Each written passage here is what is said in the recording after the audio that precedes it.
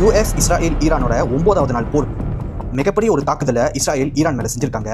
அதனால இப்போ ஈரான்ல கருப்பு மழை பெஞ்சிக்கிட்டு இருக்கு. This is what Tehran is waking up to this morning. As you can see, the entire or almost the entire. இப்போ வந்த லேட்டஸ்ட் அப்டேட் படி யுஎஸும் இஸ்ரேலும் சேர்ந்து ஈரானோட கேபிட்டல் சிட்டியான தெஹரான் மேலேயே அட்டாக் பண்ணியிருக்காங்க.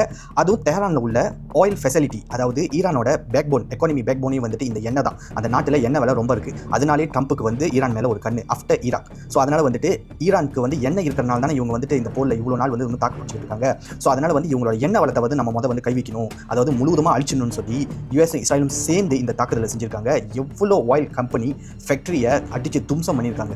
ஸோ இதனால வந்துட்டு தெஹரான் சிட்டியே வந்துட்டு பத்திக்கிட்டு எரியுது. ஏன்னா இவங்க அட்டாக் பண்ணது எல்லாமே வந்து ஆயில்ஸ் கம்பெனி. ஸோ என்னன்னு சொல்லும்போதே அது வந்து சீக்கிரமாக எரியக்கூடிய ஒரு லிக்விட் தான். ஸோ அந்த இடத்துல போய் இவங்க வந்து அட்டாக் பண்ணனால நெருப்பு பத்திக்கிட்டு 1000 டிகிரி செல்சியஸ்க்கு மேலேயான வெப்பம் வந்து அந்த இடத்துல இருந்திருக்கு. 50 மீட்டர்ஸ்க்கு மேலே, அதாவது வானத்தில் 50 மீட்டர்ஸ்க்கு வந்து இந்த நெருப்போட ஃப்ளேம்ஸ் வந்து இருந்திருக்கு.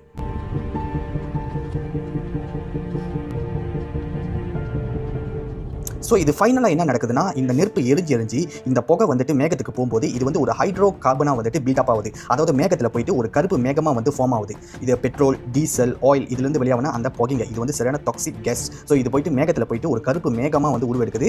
அதே சமயம் அந்த இடத்துல வந்துட்டு மழை பெய்ய ஆரம்பிக்குது. ஸோ மழை பெய்யறப்போ அந்த மழை துளிகள் இந்த கருப்பு மேகத்தில் பட்டு பூமிக்கு வந்து படுற ஒரு மழை துளியுமே வந்துட்டு கருப்பு கலராக எண்ணெயாக தான் வந்து ஊற்றிருக்கு. நினச்சி கூட பார்க்க முடியல. மழையே வந்துட்டு அவங்களுக்கு ஈரானுக்கு வந்து ஒரு விஷமாக வந்துட்டு மாற்றி வச்சுட்டாங்க இந்த யுஎஸும் இஸ்ரேலும். ஸோ இதை பற்றி ஈரான் கேட்கும்போது அவங்க இன்னும் ஒரு 6 மாதத்துக்கு கூட எங்களால் இந்த போரை வந்துட்டு கண்டினியூ பண்ண முடியும், அந்த அளவுக்கு நாங்கள் வெல் ப்ரிப்பேராக தான் இருக்கோம். ஸோ இதுக்கான பதிலடியை திருப்பி நாங்கள் வந்து இஸ்ரேலுக்கும் யூஎஸ்க்கும் கொடுப்போம்னு சொல்லி ரொம்ப தைரியமாக சொல்லியிருக்காங்க. அது மட்டும் இல்லை, புதிய சுப்ரீம் லீடர் ஆஃப் ஈரானையும் வந்துட்டு இவங்க வந்து செலக்ட் பண்ணிட்டாங்க. இவர் யாருன்னு பார்த்தோன்னா, ஆல்ரெடி யூஎஸ் இஸ்ரேலோட தாக்குதலில் இறந்த அலி கெமினியோட மகன் முஜ்தபா கெமினி. இவர் தான் வந்துட்டு புதிய supreme leader of Iran. But இதுக்கும் வந்துட்டு டொனால்ட் ட்ரம்ப் வந்துட்டு ஒரு கண்டனத்தை தெரிவிச்சிருக்காரு. அவர் என்ன சொல்கிறாருன்னா, சுப்ரீம் லீடர் ஆஃப் ஈரானை செலக்ட் பண்ணுற ப்ராசஸில் யூஎஸும் இருக்கணும். ஸோ இவங்களை கேட்டு தான் வந்துட்டு சுப்ரீம் லீடர் வந்து செலக்ட் பண்ணணும் அப்படின்னு சொல்லியிருக்காரு. அப்படி இதை கேட்காம ஈரான் கவர்மெண்ட் வந்துட்டு வேறு யாராச்சும் சுப்ரீம் லீடராக அப்பாயிண்ட் பண்ணாங்கன்னா அந்த பர்சன் ரொம்ப நாள் பதவியில் இருக்க மாட்டாருன்னு சொல்லியும் ட்ரம்ப் வந்து ஒரு வார்னிங் கொடுத்துருக்காரு. பட் இந்த பக்கம் ஆல்ரெடி வந்துட்டு முஜ்தபா கெமினி வந்துட்டு பதவி பிரமாணம் எடுத்துட்டாரு.